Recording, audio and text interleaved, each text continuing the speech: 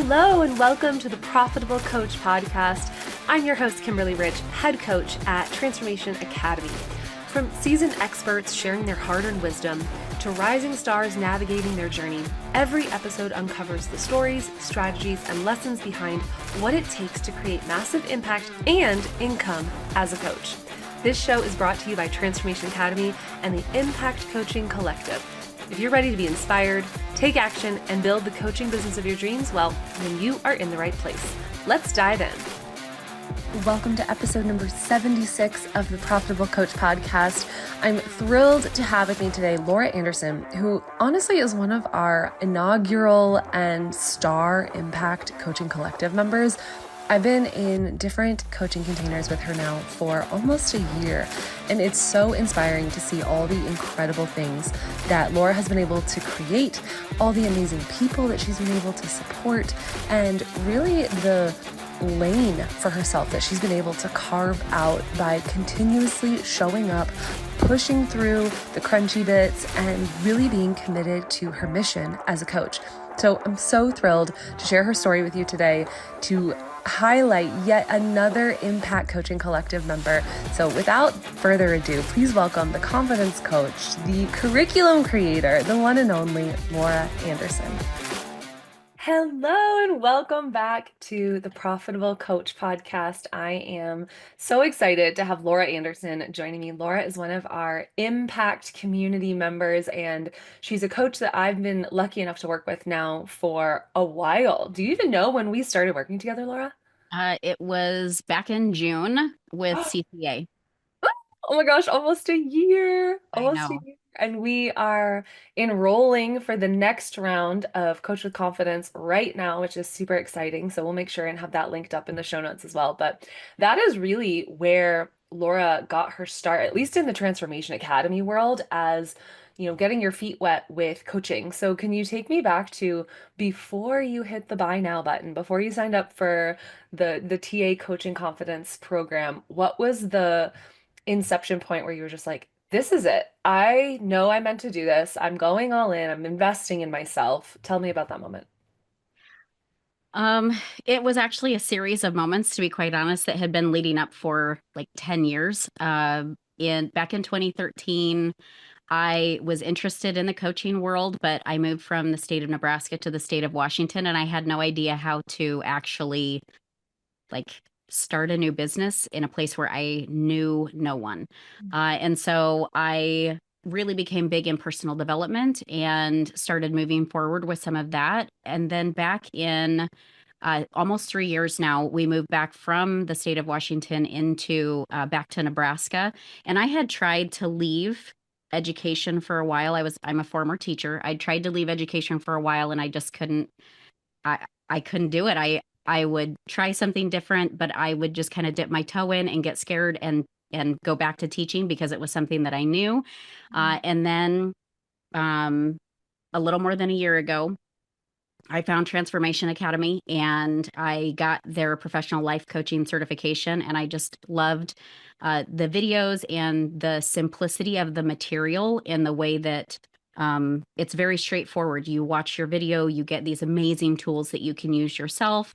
And then I heard about CCA shortly after that. And I will say when I did the coaching, the confidence coaching certification, not the live one yet, I realized like I'm going through this whole course and I'm starting to do it on myself. And I'm thinking, oh my gosh, all these fears that have held me back for 10 years, I could have been doing this so much longer.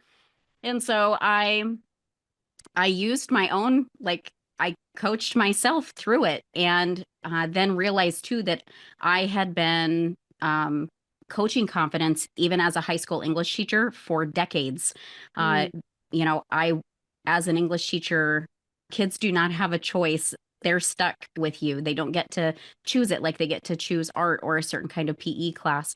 And so I would come in with so many kids thinking, I can't write. I don't know how to write. I don't know how to come up with ideas. And so I was coaching confidence for a very long time, but I didn't know what techniques I was using. And TA really showed me like all the things that I had been doing and then showed me how to do it on myself, and then other people very specifically. Then once I saw CCA, it was a no-brainer for me to say yes, please, with a live one. And then, of course, I think everyone who's ever done a podcast with you, Kim, and everybody who's ever done a course through TA that's live, like just once more, Kim. You're so sweet.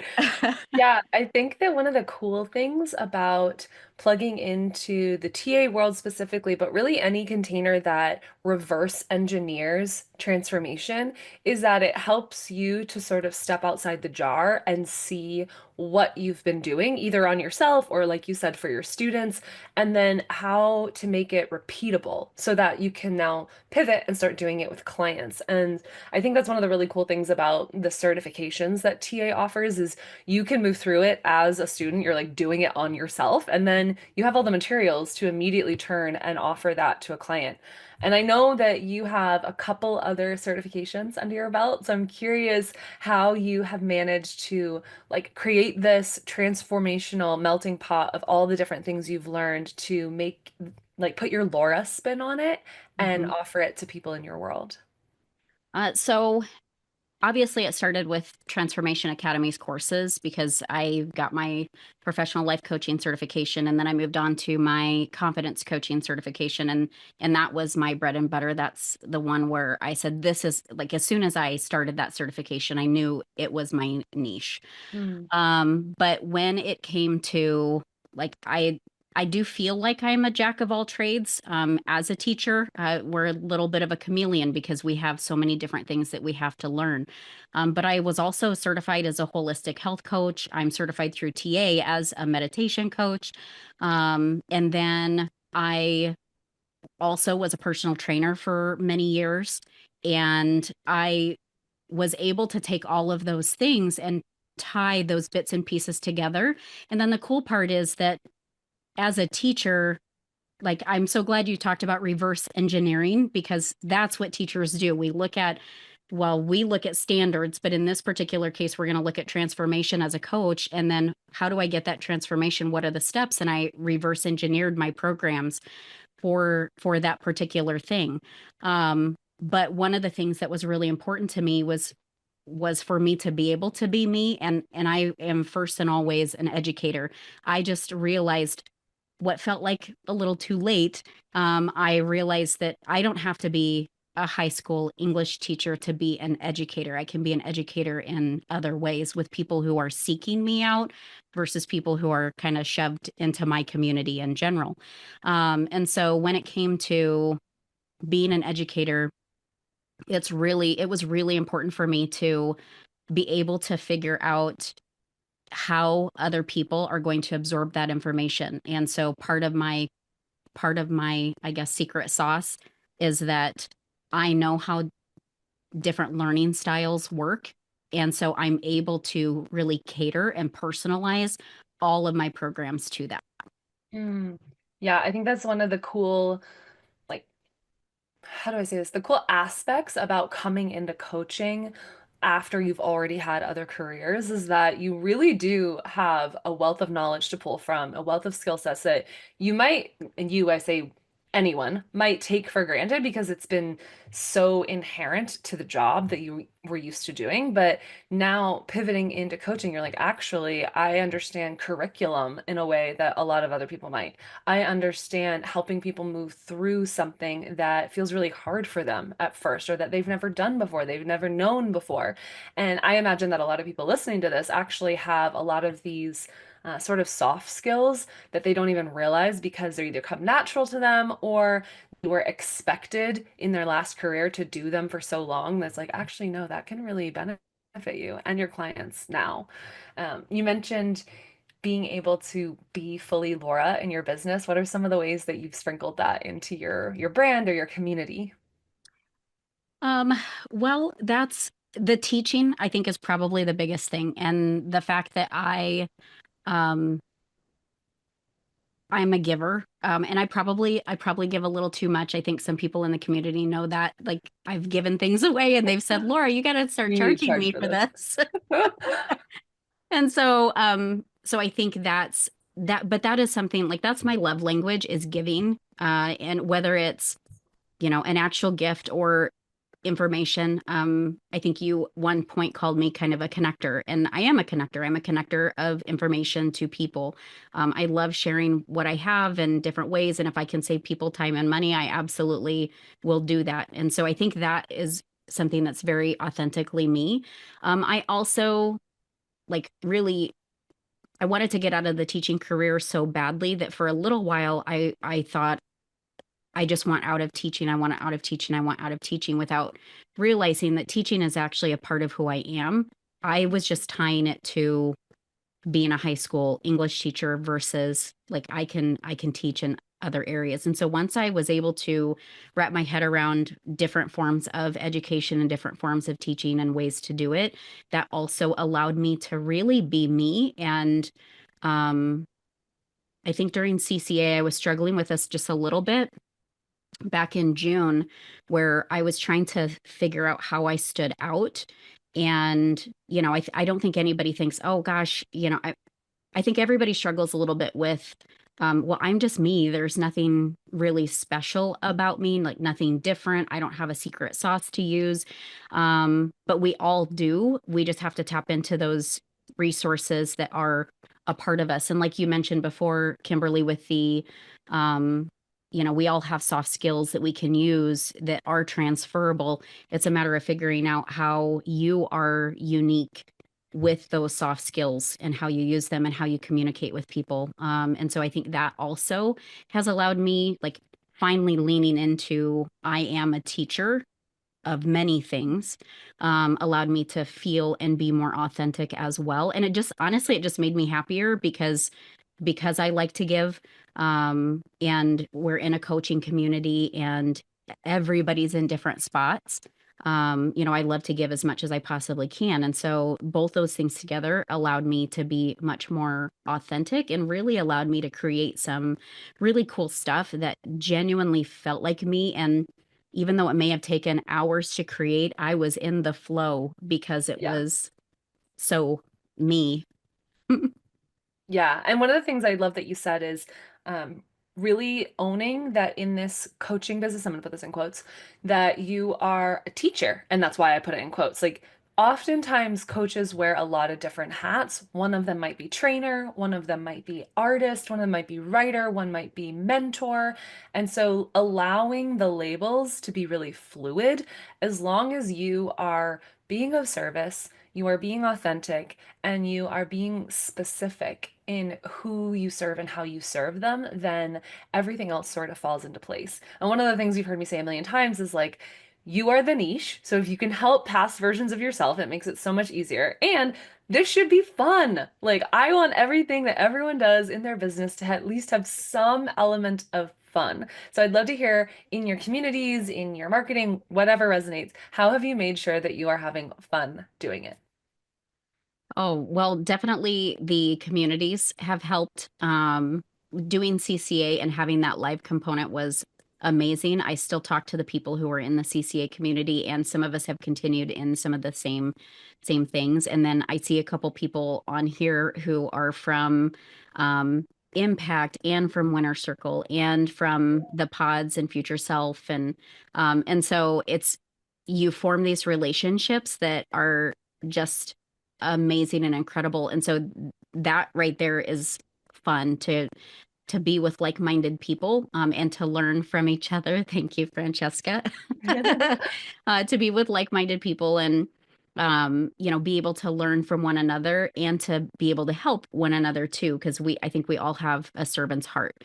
In addition to that, I went from, and Kimberly, you know this, I'm not sure some of the other people do, because they haven't been with me as long. But for a long time, I considered myself like not really creative. I wasn't really an ideas person. I was like I can take an idea and I can make it amazing and I can roll with it, but I never saw myself as the idea creator, or very creative in general. And then in CCA, I was doing a lot of research, which I thoroughly enjoy, but I can get lost in research and use it as a fear, like, I'm scared to do something. So, oh, I'm just researching how to do it. And then I can stay in that space forever.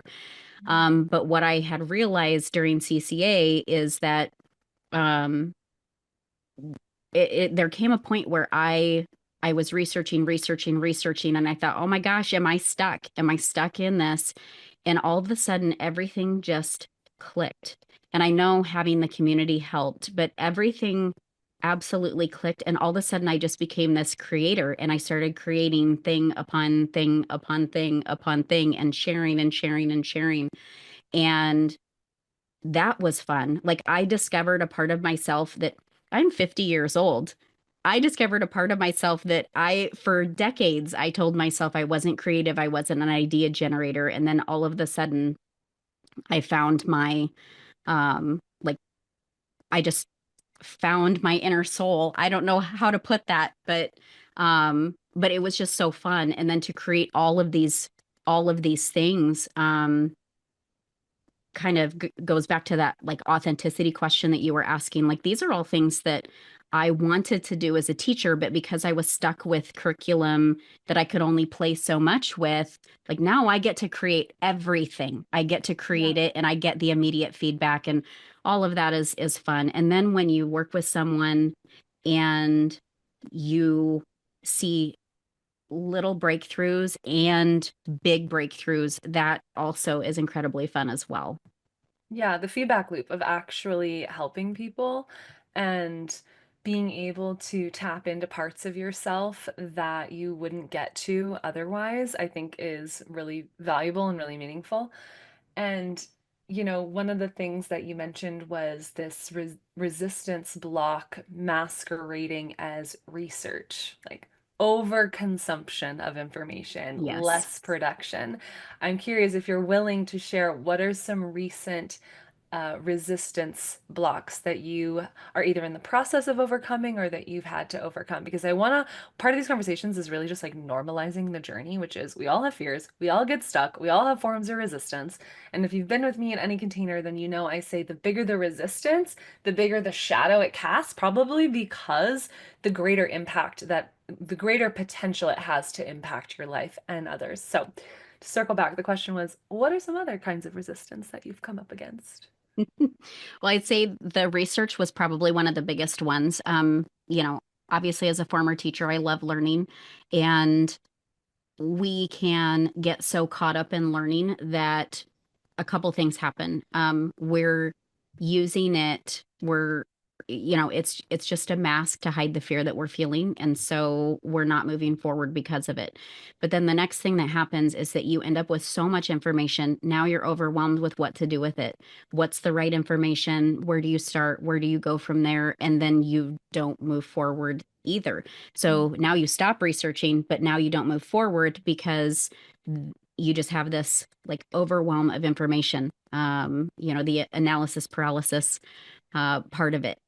And I genuinely don't know. I'm sure if I thought about it a little bit more, but there's not enough time on this podcast. I'm sure if I thought about it a little bit more, I would probably figure out how I got out of that during Mm. CCA. But um, I do remember worrying. Like I knew that this was a weakness of mine to get caught up in the research.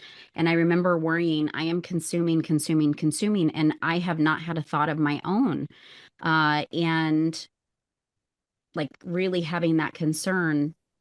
I And do then, feel like I remember challenging you, whether it was in CCA or on a different program, about shifting the ratio of consumption to production so that it mhm. would feel more balanced. If you're at 80/20 consumption over production, flipping it on its head and seeing what that would be like. Because just to elaborate on this a little bit more, creative constipation can feel so overwhelming. And the inertia of, I haven't done it, I haven't done it, I haven't done it, creates this like shame spiral of, I still haven't done it. I have blank page syndrome. I don't know where to start. I'm overwhelmed with all the information.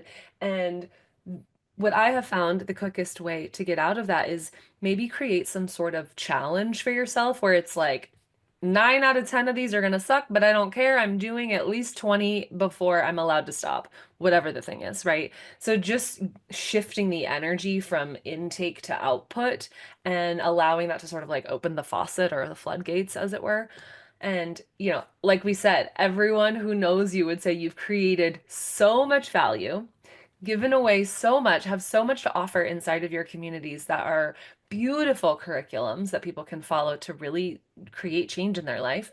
I'm curious how you have started to shift from giving away so much to like putting some money walls on some of these things, putting more money walls on some of these things. That that still is a shift in progress. Okay, how can I support you? So it's really more along the lines. I did realize that um, when I was helping other coaches, it a lot of the things that I was giving away were not things that I would charge a client for. Mhm. So at one point I had created basically a like an onboarding process for clients. Well, your my clients are purchasing a package. The onboarding process just happens to be part of that. And so I gave a few people my onboarding process in general. And so it helped for me to realize the difference between I'm helping somebody move forward versus I'm giving away my free content that I'm going to originally charge for. In general, I guess it would be maybe the difference between giving a piece of advice to a friend versus taking them through a coaching program for free. Um, I I did I did start to myself feel better about when I was giving things away versus when I stopped giving things away that I would normally charge for. Um, and that was actually that part was an easy shift. Um, if I'm giving it to a client or not, I'm sorry, if I'm going to charge a client for it, then I'm not going to give it away for free to somebody else. And I think that's a great distinction, right? And I love the parallel you drew between giving a friend a piece of advice versus taking them through an entire coaching program. And I've said on some other training calls, I have a lot of friends reach out to me who want business mentorship. And they're asking it in a way of, can I pick your brain? And so the way that I like to hold my standards and hold my boundaries around giving away what I charge for inside my business is just using my own discernment on how close am I with this friend. Like if we were having coffee, would I just happily give them advice on their business? Yes, of course. If it's someone I haven't heard from in 10 years and they're pinging me on Facebook, I'm probably only going to give them a certain amount of my time. And I'll just be really candid, like, hey, this is actually something I charge for. Like, I'm happy to um, answer a couple questions, but just FYI, this is something I would typically charge clients for. So I try not to do it outside of working hours. Thanks for understanding. Mhm. And I think that we also get into the question of, okay, well, what could I give away to people who I want to become clients to show value? And that's where we get to be really focused on the difference between the what and the how. The what is typically our freebies, the how is typically our coaching or our programs. And it's been a little bit since we've gotten to catch up. So I'm curious how your offerings have evolved since the last time we spoke. I've gotten a lot better at kind of dealing with the why you're having the problems you are, where they're coming from, where your common barriers are versus the solution. Or I'll talk about a solution, but I haven't gone into them in extreme detail. That would take sessions of us coaching together, working together for that to even go through. So it might be, hey, you need to identify some of your limiting beliefs versus let's identify some of your limiting beliefs and now let's walk through how to rephrase it, how to look at it from a different perspective, how to overcome it. Is it a lie? Is it, what are we doing with it? Is it some sort of cognitive distortion that you have going on? And so I also think one of the ways that I've figured that out is if I'm taking too long to explain it, then it shouldn't be free. It should be something that I charge for. But if it's something that I can give you like a really quick tidbit on or explain why you're kind of going through what you're going through, but not necessarily like, then that's hey, I can help you solve this problem. Um, Yeah. here's what I do. Yeah, I love it. So just to kind of recap for everyone who's listening, what I heard Laura say, she's like, okay, in a strategy session, a discovery call, some sort of other free engagement that you're having with a client, you might help them identify what is holding you back. There's that what word again. What is the issue? What is the block? What is the solution? Right? So you're identifying what is the issue and what is the solution, but then you're not actually giving them the solution. It's like, oh, I have the roadmap. If you'd like the roadmap, here's how you can work with me. Right. So just to kind of paint a picture of how we bring people through a customer journey, in our freebie offerings, we're giving them a quick win. So maybe if you were to help them find clarity on like, oh, wow, I didn't realize I was even running that story. And that story has kept me, let's just use your example you shared earlier, that story that I was running has kept me from leaving the education industry for 10 years, even though I could have, because I was running whatever the story was. Okay. Now, if you want help rewriting that story and coming up with a plan and actually cultivating the bravery to leave the education industry, as an example, then here's what my package looks like. Here's how I work with people. Here's typically how long I create or how long I insist that we work together. I've definitely upped my packages just for all the new coaches here who are like, how long should my package be? I used to do 3 months just because I saw that's what everyone was doing 10 years ago. Now, 4 is the minimum. Minimum is 4. Most people, it's moved from 6 to 12. That's like typically how long I like to work with someone because I just know how long transformation can take on certain things. And it's like clearing out the old, rewriting, getting clarity on the new, cultivating the bravery to actually act on it, falling off the wagon a little, needing someone to help you back up.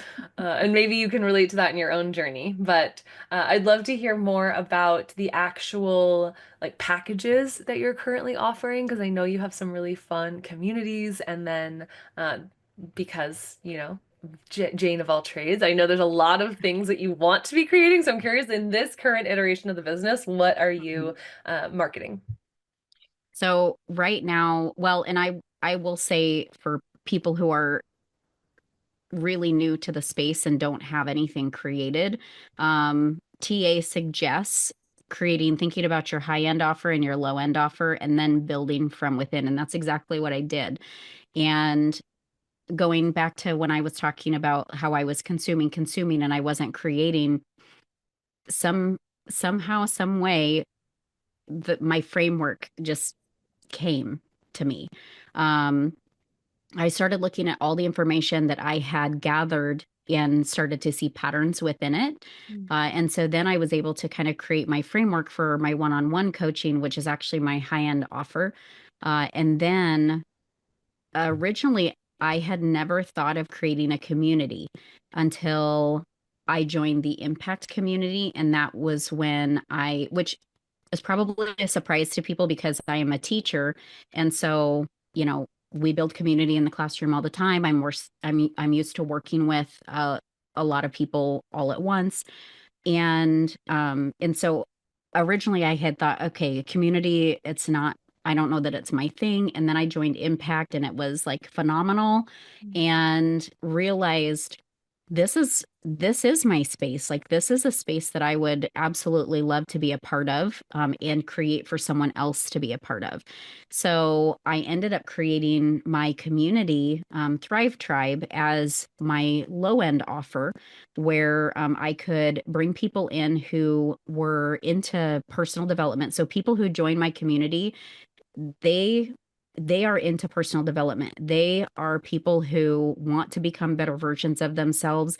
It's not a community that's for anybody. It's for people who are high level thinkers. They want to change. They don't mind who they are now, but they aren't where they want to be. They want to continue to grow, and maybe they lack accountability. They lack support. They're tired of reading thing after thing after thing and not knowing which thing is actually going to work. And the interesting part is that they all work. It's just that we struggle with implementation and long-term implementation, and that's part of what my community is all about. And then my one-on-one coaching is strictly for confidence, which the people who are into personal development understand that confidence is probably the underlying issue. It's just a matter of it. We might be comparing ourselves to someone else and saying, okay, why are they like, I'm on the same journey they are and they're killing it, and I'm like dying over here. What is happening? And Mm. so that's where my community comes in, is to help you with that implementation. Think about the last personal development book you read, and you read it, but then you moved on to the next one. How many of you actually implemented the strategies that were a part of it, or did it for longer than a month at any given time, instead of continuously working on those things before moving on to the next aspect? And so that's where my community came in. Oh, Once I I love that. and once I had, thank you. Once I had those developed, then it was easier to start thinking about, well, what would be in between? What would be a natural progression? And then I saw that somebody had asked in the chat, like, what does it mean to reverse engineer? Well, I reverse engineered my high level one-on-one coaching with, basically, you think about your transformation, and just like you mentioned, is it referring to a vision, the result that you want to provide for your clients, the transformation you want to provide for your clients, and then moving backwards? It's looking at, like, what is my standard, what is my final result, and then where am I now, and how do I get from this end point all the way back to where I am? If we knew right now everything that we needed, we would be living the lives that we wanted right now. So we really need to think about the end result, and what are the habits, the behaviors, what are the things that we need to do to get us there? And in order to think about that, we have to think of that transformation first. What do those kind of people have? If I'm looking at my future self, where is this person now, and what are they doing? And build backwards from there, so that I can start to build that ladder, to get myself there to begin with.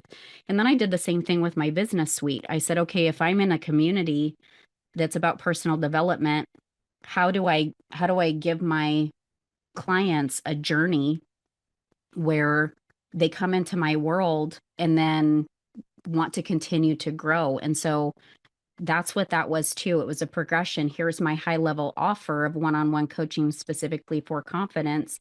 How do I take them on this journey, this natural progression, to help them grow and develop to become the best version of themselves, starting with the community in general?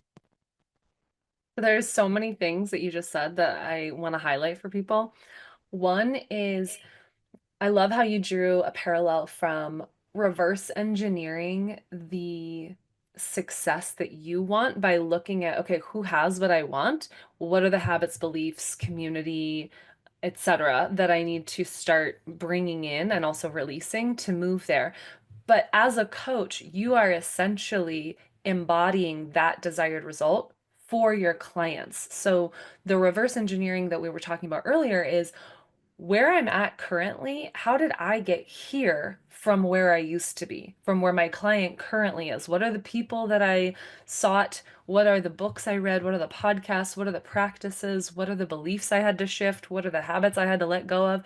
That's your curriculum that you move your clients through. How to get them from point A to where you are now at point B. So it's the reverse engineering is something that you use in every step of the game for yourself and for your clients. And then another thing that I love that you said, Laura, was when it comes to confidence, it's not just I help people have more confidence, because I've said before, confidence is not the actual desired result. The desired result is what we think we're going to get from being more confident. And so I love that Laura used what is probably her ideal client's exact words, which is, this person over here is crushing it, and I feel like I'm drowning. Like, that is something that you discover during your market research, is like, what is inside the heads of your clients that makes them feel like, whoa, you get it. You get it. You understand me. And so, yeah, okay, if I had more confidence, then I'd be able to perform at the level that they are. I'd be able to call in the wealth that they are, have the partner that they do, etc. Another one that you said was, oh, I've read all the books, I've done so much personal growth, but I do it for like a month and then I fall off. Someone who can relate to that is like, oh my gosh, Laura gets me. Like, yes, that's me. How do I fix it? Oh, I surround myself with other people who are committed to not letting that be their story anymore, and we're going to hold each other accountable. Oh, I put Laura on my board of advisors. I pay her as my one-on-one coach so that I don't like I cannot use my own excuses anymore because Laura is checking in with me every single week.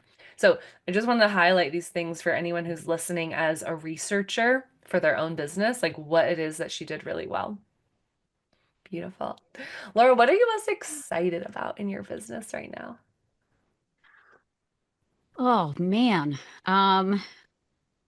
Okay, this is going to sound, I mean, I know everybody expects me to say like the results, the transformation of my client, but I think that's a given. Like everybody wants that for their client. They want to see the light bulbs go off and things like that. But if I'm thinking about myself, um, I think one of the things that any coach can get behind and be really excited about is that we're transforming ourselves too. Like we're not just transforming our clients, like we're doing these things as well.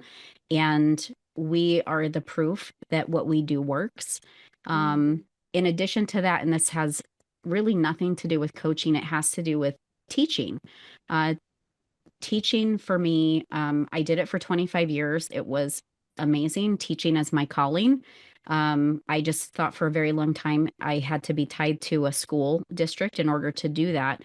Um, and I probably work harder and longer as a coach starting a business than I did as a teacher. But I will tell you that as I was all the hard stuff I did trying to become a new entrepreneur was even when I was in the weeds, it was so fun to learn those new things and to be a part of it and then to choose my own schedule. I think that was the big thing. It did not matter that I was potentially putting in 60 hours a week trying to learn new stuff because I feel like I'm a kick-ass coach, but I'm not a business owner. I didn't go to school to learn how to build a business. I didn't go to school to become a marketer. And I've spent the last year like learning, learning, learning. And you can get some major fatigue from all the information that you are trying to do. And when you master one thing, there's just another thing to master. But in all of that, I was in control of everything, even though I was working more. If I needed to go put a load of laundry in the washer, I could do that. And I could choose to work from home and I could choose to work at a Starbucks and I could choose to work at a Barnes and Noble. And then I could choose to put it down and go watch a show with my husband. Where when it came to teaching, somebody else controlled all of my time.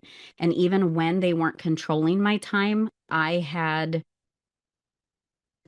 this like this brain that told me there's always something that has to be done. I can't sit on the couch. Something has to be done. I have grading to do. I have planning to do. I have to prepare for a meeting. And it was, I think, one of the very frustrating parts about teaching was just you had no control over it felt like you had no control over anything.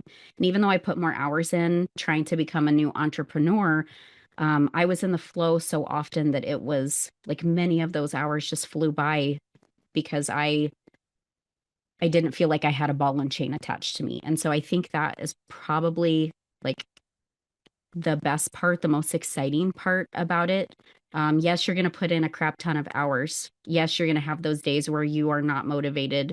But that's where you put your systems in place and you do them anyway because it's a part of your system. We all have those things in place. And you just have to create new ones. But it was literally knowing that I was and scary, but wonderful knowing that I was truly responsible for me and everything that was going to happen. Yeah. Yeah, I love that. I think the freedom piece is something that we don't talk about as often, and I think it's worth like doubling down on because just as you have the freedom and responsibility, don't get me wrong, Hmm. to create your own schedule, be your own boss, be your own employee until you're able to hire someone to help you. It also means, like, when I look at the more granular significance of that, if you're listening to this and you're like, I want to help people, but I don't really want a schedule full of calls. Well, you have the freedom as the business owner, the CEO, the mentor, the coach, to not create that model for yourself. And this is something I think a lot of new entrepreneur coaches forget, is like part of being an entrepreneur is you actually do have to create the systems. You have to create the pathway. You're the pioneer, which means, yes, it's helpful to follow some frameworks that other people have laid out for you, like TA, for example, but you don't have to. You can create it however you want. So if you want to only lead group programs and you have 2 calls a week, more power to you. And like you said, there does come with everything, no solutions, only trade-offs. So there does come maybe more hours in the beginning that you're working, maybe more of a learning curve than what you're used to doing and have been doing as a career for a long time. But if you are wired like Laura and myself, then you love it. And you can get really excited diving into work for 12 hours straight on a project that you're really excited to launch and learning about a new marketing tactic or a new website builder or whatever. So it's really just about deciding, hey, the payoff is worth all of the reps that I got to put in that no one's ever going to really acknowledge me for. And I think it's also really important to note that if you're comparing yourself to any people that you see online, even people maybe that you see in the impact community, you have no idea how long they've been doing what they're doing. Most people with large followings, best-selling books, successful podcasts, etc., they've been doing this for years. Like, there very rarely is such a thing as an overnight success. And to really just honor your own customer journey, I think we have a coffee hour talk about that coming up inside Impact. It's like trusting the timing of your coaching journey. So, with that, I would love to know, Laura, what do you wish that you had known when you first started your coaching business that you now know? Oh, that is such a great question. Um, I will tell you a few things. One is to not quit your job before you actually start. Like, get some things in place and stable, and I support understand this. that. Yeah, and understand. So I'm just going to be candid and be super honest, because I made the biggest mistake ever, and it was to think. So I put in, this is my first year not teaching. Last year, I put in my notice in November. I taught all the way. I mean, I taught through the whole school year, but I knew by November that this was it. I was done. I could not teach another year. I just absolutely couldn't do it anymore. It was just mentally exhausting, physically exhausting, and it's not the same. It's the industry is not the same. And so I had put in my resignation in November, and I'm like, 10 months. I have 10 months to get this all figured out and, to work on replacing my income. And it took longer than 10 months, because you don't know what you don't know. You really don't. And that was my biggest thing. I spent weeks working on a website, only to realize later I didn't actually create a sales page. I was putting information. I, was telling people about myself and what was going on, and I had my blog attached to it. But I didn't actually have a sales page that people could click a button and pay me. And so it wasn't until I actually hit CCA that I started realizing, man, I wasted, well, I shouldn't say I wasted, that's a bad phrase to use, but it felt like it. It really did feel like I had wasted months of time working on the wrong stuff.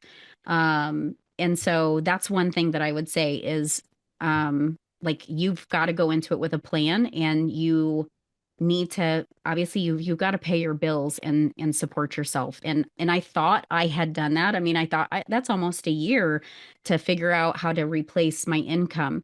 And but then to spend months working on things that are not money making activities, which is what I was doing. I just thought this is what you do when you create a business. I wasn't working on all the money making activities first. Mm. And so it wasn't actually until I came into CCA that I started realizing some of the things that I should have been working on first. And then things just really started to click and move forward from there.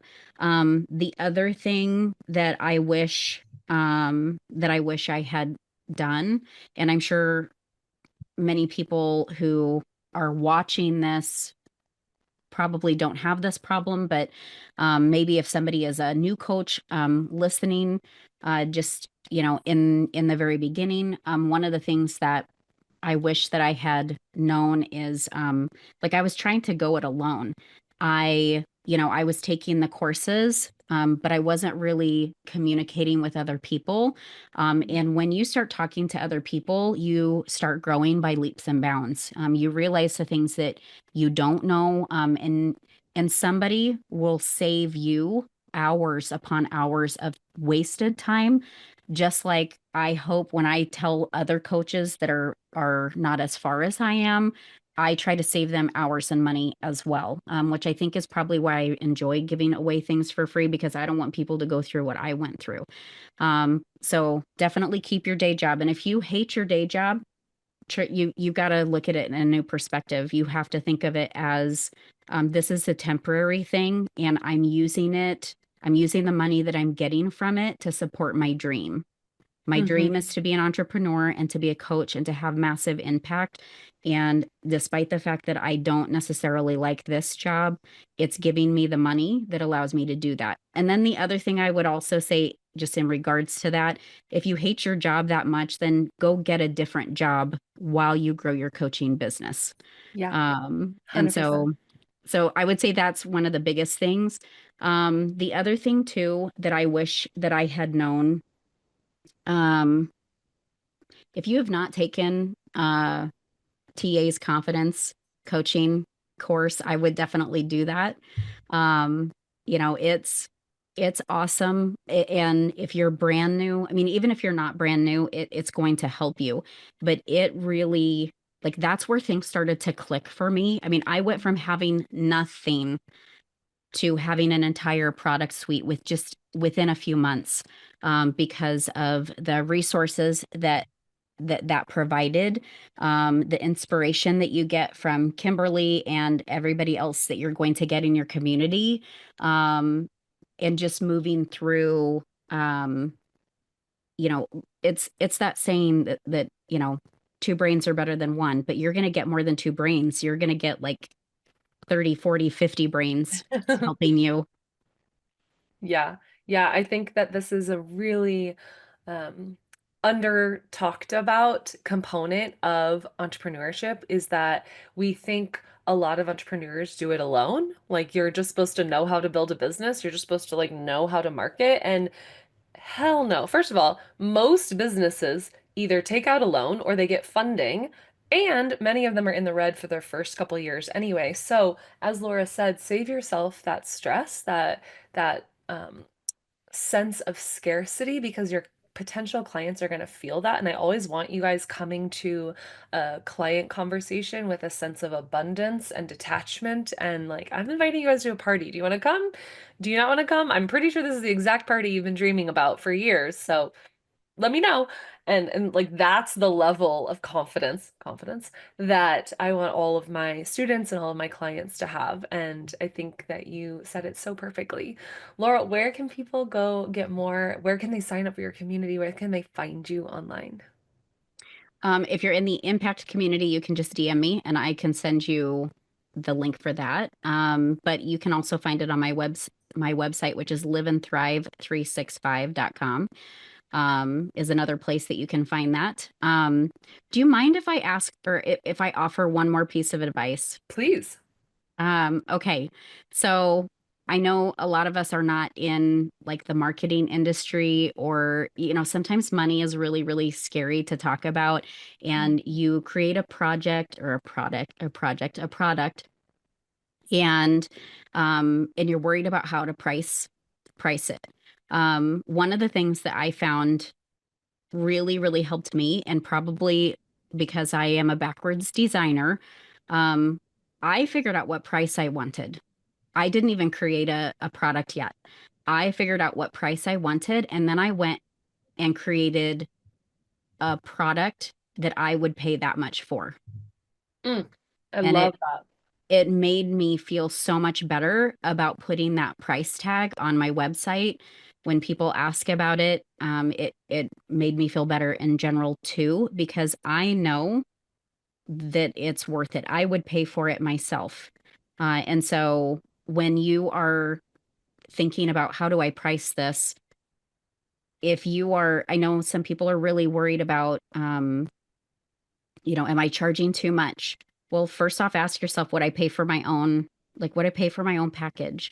But the other thing to think about too is if I am, if I am, if I have a certain income that I'm trying to obtain, what do I need for that income? And then go from there and say, okay, let's create these amazing products that deserve that price point. Yeah, 100%. Again, talking about, excuse me, reverse engineering. Figuring out like what do I need to cover my bases? Okay, what's the product suite that would support that? Is it 3 one-on-one clients at $1,500 a month plus a community of 20 people all paying $100 a month?